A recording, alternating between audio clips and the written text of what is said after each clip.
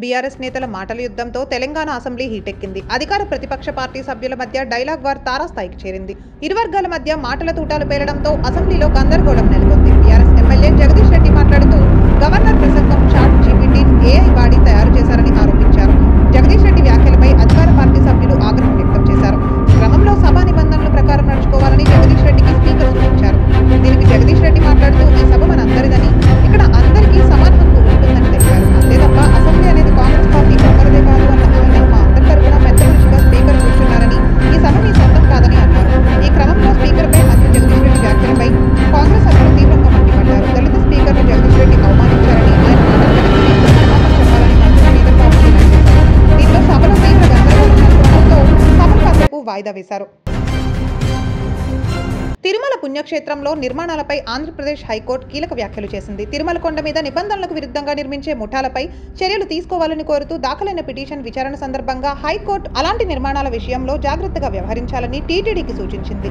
తిరుమలను concrete jungle కాకుండా చర్యలు తీసుకోవాలని, లేదంటే అక్కడి అటవీ ప్రాంతం త్వరలోనే కనుమరుగు అవుతుందని అభిప్రాయపడింది. ధార్మిక సంస్థలు మఠాల పేరిట నిబంధనలకు వ్యతిరేకంగా నిర్మాణాలు చేస్తాము అంటే కుదరదని తేల్చి చెప్పింది. ఇప్పటికే నిబంధనలకు వ్యతిరేకంగా నిర్మాణంలో ఉన్న ఓ మఠానికి నోటీస్ జారీ చేసిన హైకోర్టు తిరుమలలో నిర్మాణాలు చేపట్టిన పలు మఠాలకు నోటీసులు జారీ చేసింది. తిరుమలలో అక్రమ నిర్మాణాలపై కౌంటర్ దాఖలు చేయాలని దేవాదాయ శాఖ కార్యదర్శి, TTD EO, TTD vigilance and enforcement director general కు హైకోర్టు ఆదేశాలు జారీ చేసింది. తదుపరి విచారణను మే 7వ తేదీకి వాయిదా వేసింది. తెలంగాణ బీజేపీ కీలక నేత, కేంద్ర హోంశాఖ సహాయ మంత్రి బండి సంజయ్ సింగర్ గా మారారు. తన అభిమాన నేత ప్రధాని మోదీపై పాట పాడారు. దాదాపు ఏడాది క్రితం వచ్చిన నమో నమో నరేంద్ర మోదీ పాటకు తన గొంతు కలిపారు బండి సంజయ్. ఓ రికార్డింగ్ స్టూడియోలో ఆ పాటను తన గొంతుతో హుషారుగా ఆలపించారు. ఆయన పాడిన పాటకు సంబంధించిన వీడియో ప్రస్తుతం సోషల్ మీడియాలో వైరల్ గా మారింది. ఈ పాట ఎప్పుడు ఎక్కడ పాడారన్న సమాచారం లేదు, కానీ ప్రస్తుతం సోషల్ మీడియాలో ఆ పాటలోని కొంత భాగం వైరల్ గా మారింది. ఆయన అభిమానులు, బీజేపీ కార్యకర్తలు బండి సంజయ్ పాడిన పాటను తమ సోషల్ మీడియాలో హ్యాండిల్స్ లో షేర్ చేస్తున్నారు. పాట అద్భుతంగా పాడారని కొనియాడుతూ కామెంట్లు పెడుతున్నారు. తిరుమలలో వైకుంఠ ఏకాదశి రోజు దర్శనం కోసం టోకెన్లు జారీ సమయంలో తిరుపతిలో జరిగిన తొక్కిసలాటపై విచారణ కమిషన్ న్యాయమూర్తి జస్టిస్ సత్యనారాయణమూర్తి మూడోసారి విచారణ చేపట్టారు. తిరుపతి జిల్లా కలెక్టర్ వెంకటేశ్వర్, ఎస్పీ హర్షవర్ధన్ రాజు, టీటీడీ ఈవో శ్యామలరావుకు కమిషన్ సమన్లు జారీ చేసింది. ఈ నెల 17న విచారణకు హాజరు కావాలి అంటూ వారికి సమన్లు జారీ చేశారు. జనవరి 8న జరిగిన తొక్కిసలాటలో 8 మంది భక్తులు ప్రాణాలు కోల్పోయిన ఘటనపై ప్రభుత్వం ప్రత్యేక కమిషన్ను ఏర్పాటు చేసింది. ఆ కమిషన్ విచారణ జరుగుతోంది. అమరావతి రాజధాని ప్రాంతంలో గత తెలుగుదేశం ప్రభుత్వం హయాంలో 31 సంస్థలకు కేటాయించిన 629 ఎకరాల భూ కేటాయింపులను కొనసాగించాలని ఎన్డీఏ కూటమి ప్రభుత్వం నిర్ణయించింది. భూములు కేటాయించిన సంస్థలు 2027 మార్చి నాటికి నిర్మాణాలు పూర్తి చేయాలని షరతు విధించారు. 2014 నుంచి 2019 వరకు అమరావతిలో చేసిన భూ కేటాయింపులను సమీక్షించడానికి మంత్రివర్గ ఉపసంఘం ఇప్పటికి 3 సార్లు సమావేశమైంది. ఆ ఉపసంఘం సమావేశాల సూచనల మేరకు 31 సంస్థలకు భూ కేటాయింపులను పొడిగించారు. మరో 13 సంస్థలకు కేటాయించిన 177 ఎకరాలను రద్దు చేశారు. గత టీడీపీ హయాంలో 130 సంస్థలకు 1277 ఎకరాలు కేటాయించారు. వాటిలో 69 ప్రభుత్వ రంగ సంస్థలు, 61 ప్రైవేట్ సంస్థలు ఉన్నాయి. అమరావతిలో భూముల కేటాయింపులకు ఉపసంఘం అనుమతించిన సంస్థలు 30 రోజుల్లో అగ్రిమెంట్ చేసుకోవాలి. 2 ఏళ్లలో నిర్మాణాలు పూర్తి చేయాలి. తాజాగా భూ కేటాయింపులు పొందిన సంస్థల్లో ఎక్కువగా హోటళ్లు, రిసార్ట్లు ఉన్నాయి. ఆంధ్రప్రదేశ్లో పాలిటెక్నిక్ కళాశాలల్లో ప్రవేశానికి ఏపీ పాలిసెట్ దరఖాస్తుల స్వీకరణ ప్రక్రియ ప్రారంభమైంది. అర్హత, ఆసక్తి కలిగిన విద్యార్థులు ఏప్రిల్ 15 వరకు ఆన్లైన్లో దరఖాస్తు చేసుకోవచ్చు. ఈ ఏడాది 10వ తరగతి చదువుతున్న విద్యార్థులు తమ హాల్ టికెట్ నెంబర్తో దరఖాస్తు చేసుకోవచ్చు. పాలిసెట్ ప్రవేశ పరీక్ష ఏప్రిల్ 30న జరుగుతోంది. ఆబ్జెక్టివ్ విధానంలో జరిగే ఈ పరీక్షలో గణితం నుంచి 50, భౌతిక శాస్త్రం నుంచి 40, రసాయన శాస్త్రం నుంచి 30 చొప్పున మొత్తం 120 ప్రశ్నలు ఉంటాయి. నెగటివ్ మార్కులు లేవు.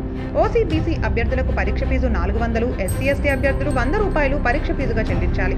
ఈ ప్రవేశ పరీక్షకు సంబంధించిన పాత ప్రశ్న పత్రాలు, మెటీరియల్ను ఏపీ పాలిసెట్ వెబ్సైట్లో తెలుగు, ఇంగ్లీష్ భాషల్లో అందుబాటులో ఉంచారు.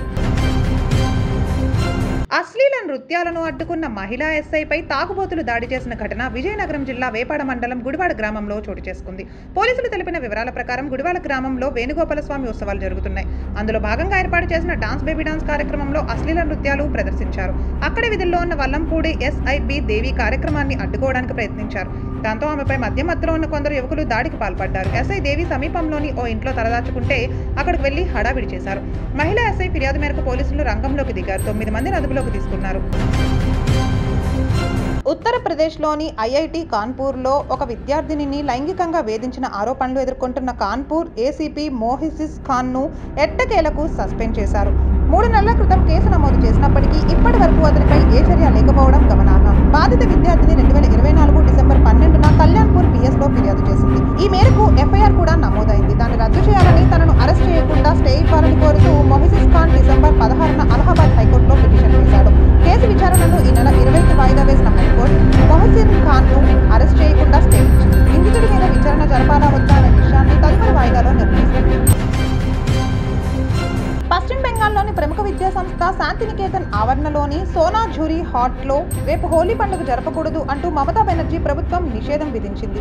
ఈ మేరకు నిషేధాజ్ఞలను బ్యానర్లుగా కట్టారు. బెంగాల్లో హోలీ పండుగ నాడు డోలాయాత్ర పేరుతో ఊరేగింపు జరుపుతారు. అది కూడా జరపకూడదు అంటూ ప్రభుత్వం నిషేధం విధించింది. చెట్ల మీద రంగునీళ్లు పడితే ఆ చెట్లు పాడైపోతాయని, అందువల్లే హోలీ జరపవద్దని కోరుతున్నామని అటవీ శాఖ అధికారులు వింత వాదన చేశారు. హోలీ పండుగతో వసంతోత్సవ వేడుకలు మొదలుపెట్టడం బెంగాలీల సాంప్రదాయం. అయితే ఈ ఆజ్ఞలపై బీజేపీ మండిపడింది. ఈ ఏడాది హోలీ శుక్రవారం వచ్చిందని, అది కూడా ముస్లింలు రంజాన్ జరుపుకునే నెల కావడంతో ముస్లింల సంతుష్టీకరణలో భాగంగానే మమతా బెనర్జీ ప్రభుత్వం హిందువుల పర్వదినాన్ని అణిచివేస్తోందని బెంగాల్ శాసనసభలో ప్రతిపక్ష నేత బీజేపీ నాయకుడు సువేందు అధికారి మండిపడ్డాడు. క్రిప్టో కరెన్సీ పేరుతో $96 బిలియన్ దోపిడీకి పాల్పడిన లిథువేనియాకు చెందిన అలెక్సస్ ను సిబిఐ అధికారులు కేరళలో అరెస్ట్ చేశారు. గ్యారంటిక్స్ పేరుతో క్రిప్టో ప్లాట్ఫామ్ సృష్టించి అమెరికాలో లక్షలాది మందితో పెట్టుబడులు పెట్టించి మోసానికి పాల్పడ్డారు. అలెక్సైస్ పై అనేక కేసులు నమోదు కావడంతో మోస్ట్ వాంటెడ్ జాబితాలో చేర్చారు. అతను 2022లో అమెరికా నుంచి పారిపోయాడు. తాజాగా అతని కదలికలు కేరళలో గుర్తించారు. దాంతో అమెరికా FBI భారత దేశాంగ శాఖకు సమాచారం ఇచ్చింది.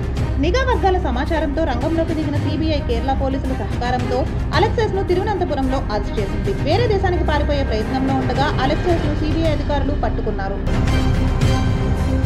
పాకిస్తాన్ మాజీ క్రికెట్ డానిష్ కనేరియా తీవ్ర వ్యాఖ్యలు చేశాడు. తన దేశం తరపున భారతీయ జట్టులో ఆడినప్పుడు తోటి ఆటగాళ్ల నుంచి తీవ్రమైన మతపరమైన వివక్ష ఎదుర్కొన్నట్లు వెల్లడించారు. వాషింగ్టన్ లో కార్యక్రమంలో పాల్గొన్న డానిష్ కనేరియా తన కెరీర్ నాశనం అవ్వడానికి మతపరమైన వివక్షే కారణమని ఆయన వాపోయాడు. మైనార్టీ హిందువును కావడంతో జట్టులో ఏనాడు గౌరవం దక్కలేదని ఆవేదన వ్యక్తం చేశాడు. పాకిస్తాన్ మాజీ కెప్టెన్ షాహిద్ అఫ్రిది, షోయబ్ అఖ్తర్ సహా కొందరు ఆటగాళ్లు మతం మారాలి అంటూ తనను ఇబ్బంది పెట్టేవారని తెలిపాడు. ఇంజమామ్ ఉల్ హక్ మాత్రమే తనకు మద్దతుగా నిలిచేవాడని నాటి రోజులను గుర్తు చేసుకున్నాడు. పాకిస్తాన్ తరపున 61 టెస్టుల్లో కనేరియా ఆడాడు.